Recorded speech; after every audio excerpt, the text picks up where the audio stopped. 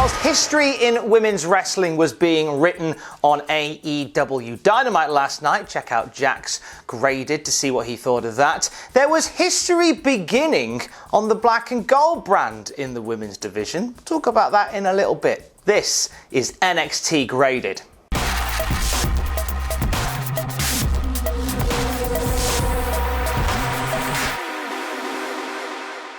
Finn Balor opens the show. He says Karrion Kross's time is up at NXT TakeOver Stand and Deliver. Karrion Kross and Scarlett come out next and they say we're going to find out who the true champion is. He promises to choke out Finn Balor at Stand and Deliver, and Finn Balor promises that Karrion Kross will choke.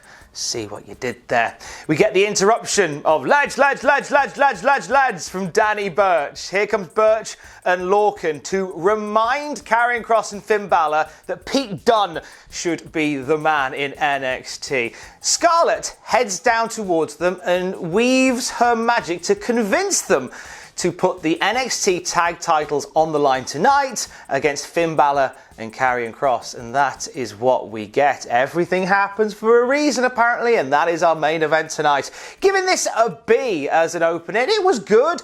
It's what I call, and NXT do this a lot, it's what I call like a video package promo.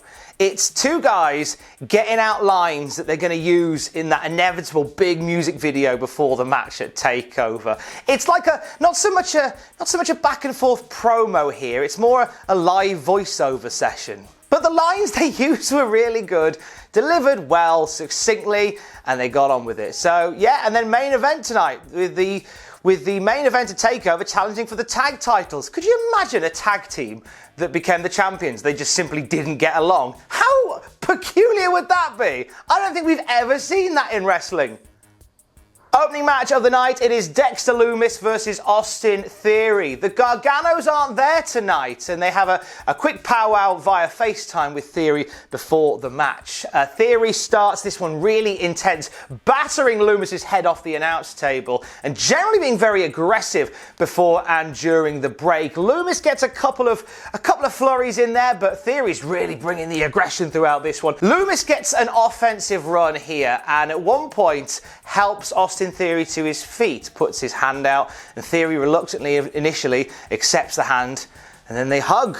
Theory throws a hug around Dexter Lumis. Lumis responds in kind by trying to put the silence on Austin Theory. Theory manages to shake it off, goes for the ATL, and then Lumis turns it into the Uranagi and the silence for the submission win. Actually, not even a submission, because Theory just passes out in the hold and give the win to Dexter Lumis. This was a B, one of the better Dexter Lumis matches that I think we've had, because Lumis is one of those guys that, as great as the character is, sometimes it doesn't quite scan in ring. But I think him and Lumis, by Pablo, I think him and Lumis and Theory worked really, really well, and there was proof of that in this match. Tommaso Ciampa informs Mackenzie Mitchell that Timothy Thatcher is not here tonight, and she asks Mackenzie to get to the bottom of it by speaking to Imperium. He thinks they're involved somehow. We had heard rumours earlier in the week of a potential COVID outbreak at NXT that would have meant some of the matches tonight have been changed or cancelled. I'll give you a spoiler.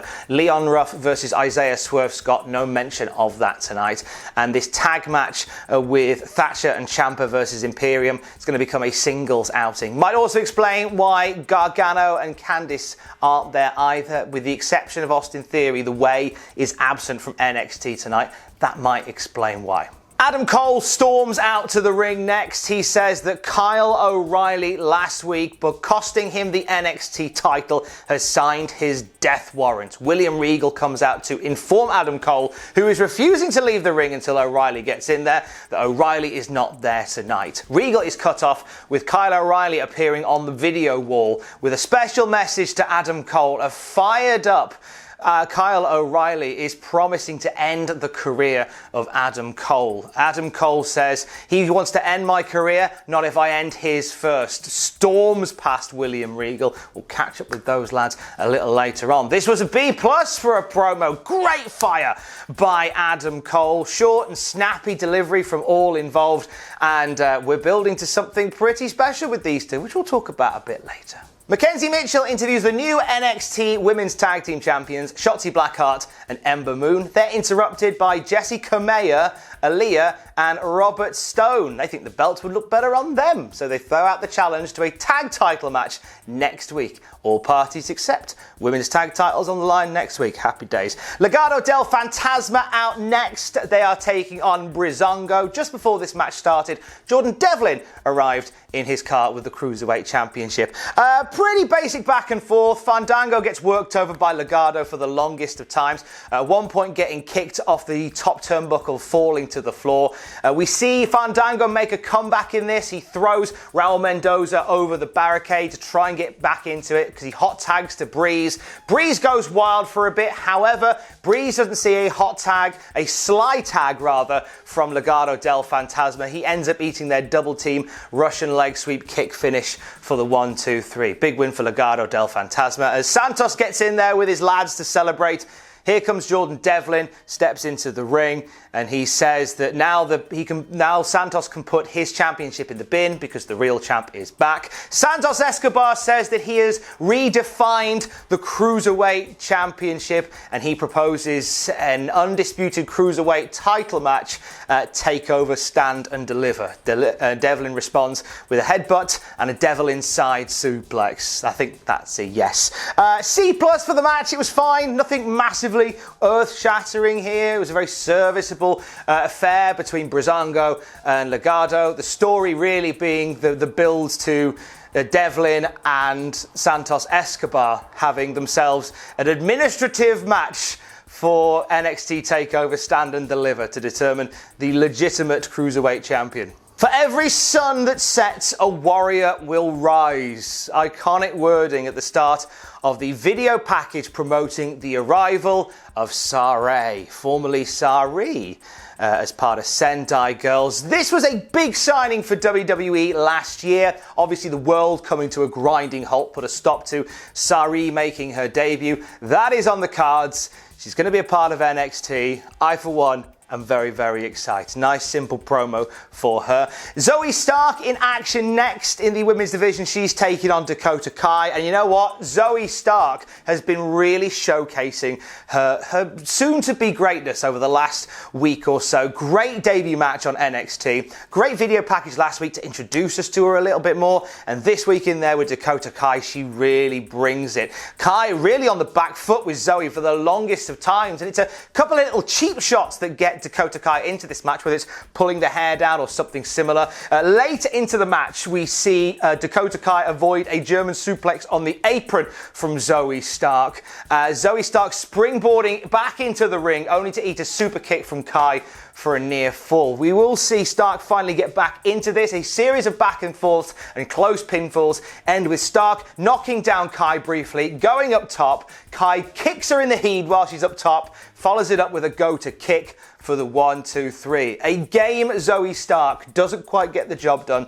against Dakota Kai. And it looks like Kai and Raquel González are going to take the fight to Zoey Stark post-match. But here comes Io Shirai, armed with a contract.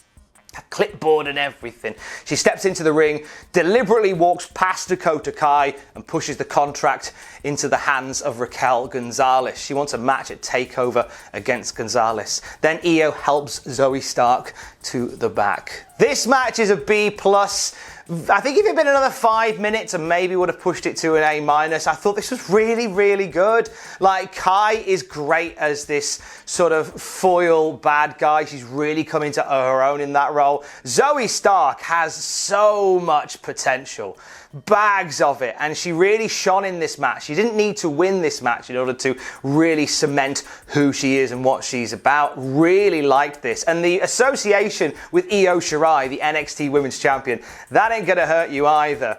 Big things, I think, for Zoey Stark down the road. After GYV promised to put a hurting on MSK from an undisclosed isolation station that they are currently in, Marcel Barthel heads out to the ring for his match with Tommaso Ciampa. Before the bell even sounds, Ciampa runs through the crowd and attacks Fabian Eichner with a steel chair to even the odds. This is a short and aggressive back and forth between Barthel and Ciampa. We will see Barthel start to get back into this match despite being caught offside by Ciampa early on. Aichner will return to get back involved in this one. Just as Ciampa's going for Willow's Bell, there is Aichner to save his tag partner. He eventually gets wiped out, and shortly after this, Ciampa hits the Willow's Bell on Barthel anyway and gets the 1, 2, 3. Post-match, we hear the music of Imperium, and here comes that aforementioned Emperor from overseas, as Ciampa referred to him as last week. Walter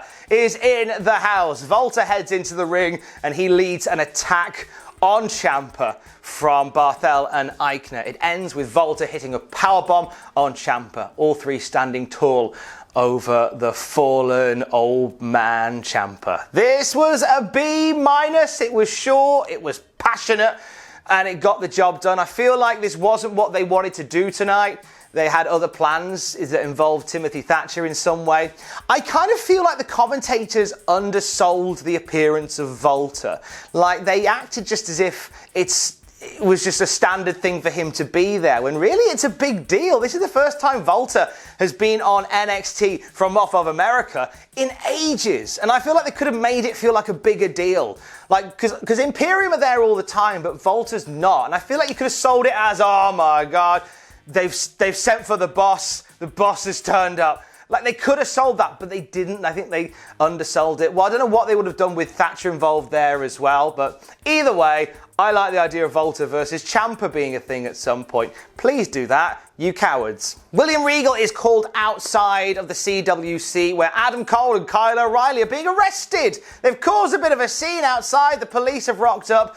Kyle O'Reilly's in the back of a car, Adam Cole's being taken away, and they're just screaming at each other all the while. Regal is sort of between them like like an angry dad trying to figure out what's going on. Regal will say later on in the night that he plans to address the situation next week. I wonder if it'll be, I don't know off the top of my head, NXT TakeOver Stand and Deliver Night 1, a no disqualification, unsanctioned match between Adam Cole and Kyle O'Reilly that rips the whole place apart for about 55 minutes. Book it, you cowards. The in-ring debut of LA Knight is up next. He does a great promo to the camera behind the scenes before the match starts, where he's walking down a corridor which has photos of WWE legends, and he's just talking himself up. Bronson Reed walks past him, giving him that evil eye. In the ring, he's facing August Gray, and he's very dominant. He's switched up some of his moveset, has the former Eli Drake, which is good to see. Just as LA Knight is getting into his flow in the ring, here comes Bronson Reed, who has got the custom Gucci jacket of LA Knight. He puts it on, or at least attempts to put it on, and then pulls his shoulders back to rip it all to pieces. And Knight is livid. This gives Gray a chance to get into this match, has a very brief flurry, but LA Knight shuts him down and hits Dirty Deeds 1.0 for the 1, 2, 3. The debut of LA Knight is successful, albeit came close to not being so, thanks to Bronson Reed being a naughty boy. C+ here. There wasn't a lot to this match. It was just a nice showcase of LA Knight and gives us a little something to maybe take into TakeOver Night 1, maybe. LA Knight and Bronson Reed. Give them a bit of time. That'd be nice. Backstage, Raquel González and Dakota Kai are chatting. González is up for facing Io Shirai, no doubt at TakeOver. And Kai reveals that next week they are facing the team of Io Shirai and Zoey Stark. They want to re-establish their dominance in the women's division. Again, great for Zoey Stark to be in the mix of all of that. And we come to our main event of the evening. It's Karrion Kross and Finn Balor challenging Oney, Lorcan and Danny Burch for the NXT Tag Team titles. This one goes very much off-piste very quickly. So just a few minutes into the match, we see Karrion Kross hit a double suplex on Lorcan and Burch at the same time. Burch comes down badly, and the referee stops Karrion Kross from beating up Danny Burch further. And then there's this awkward bit where sort of Kross and Balor are just stood in the corner, half chatting to each other, the camera focused on them. Then we go into the picture-in-picture break, and then when we come back, we see that Danny Burch is ringside getting checked out by a medical expert. So Danny Burch is in a bad way. Lorcan is on his own, and you can tell this match is kind of... These guys are all pros. but you can still tell that this match has gone off the rails a little bit and they're trying to call it on the fly since Danny Burch is no longer there and all the stuff they planned with Danny Burch isn't happening. So they managed to sort of cobble together a match that's still good, but you can tell that something's a little bit off. They get through that and they get to the finish bit that they were going to do, where we see Balor drop kicking Oney Lorcan outside the ring and he crashes into Scarlett. And as Balor is checking on Scarlett, we see this wry smile on the face of Scarlett. And as we see that, here's Karrion Kross, who just batters Finn Balor, smashes his head against the chain link fence outside the ring over and over and over again, throws him into the ring where he's easy prey for Lorcan to land a strike and hit the 1-2-3. And Lorcan and Burch retain the tag team titles. Post-match, Karrion Kross goes to put the big sleeper onto Finn Balor, but Scarlett stops him. And as Scarlett helps Finn Balor to his feet, Kross hits that big forearm shiver to the back of the head of Balor. And Scarlett tells Finn Balor that everything happens for a reason. And the show ends with Kross and Scarlett standing over the body of Finn Balor. Now, I'm not going to grade this match because Danny Burch was meant to be a part of it. There was a match that was put in place here, and it doesn't seem right to grade it when it looks as if Danny Burch got really badly injured during this. So we're hearing this morning at time of recording that it could be a separated shoulder. And if that is the case, that may take Burch out of action for quite some time. So I think considering what happened, they were still able to get through the match and get to the point they needed to get to. But we send our best wishes to Danny Burch, and here's to a speedy recovery to you, sir. Overall this week, NXT was a B. It was a good, consistent show. We have some nice, simple, straightforward builds to matches for TakeOver Nights 1 and 2, which I like a lot. I think Zoey Stark and Dakota Kai had a great night in ring. And whilst history was being written with Dr. Britt Baker and Thunder Rosa on AEW Dynamite, I like to think a history book has started being written about Zoey Stark. Also love the energy and aggression of the Cole O'Reilly stuff, and intrigued by where the Finn Balor and Karrion Kross stuff will take us. We've got a couple of weeks to figure that out, haven't we? And I want to end, of course, by reiterating what I said just now, sending our best wishes to Danny Burch. Hopefully, you'll be back doing what you love very, very, very, very, very soon, and better than ever. Big love to Danny Burch. Stay safe. Love you. Bye.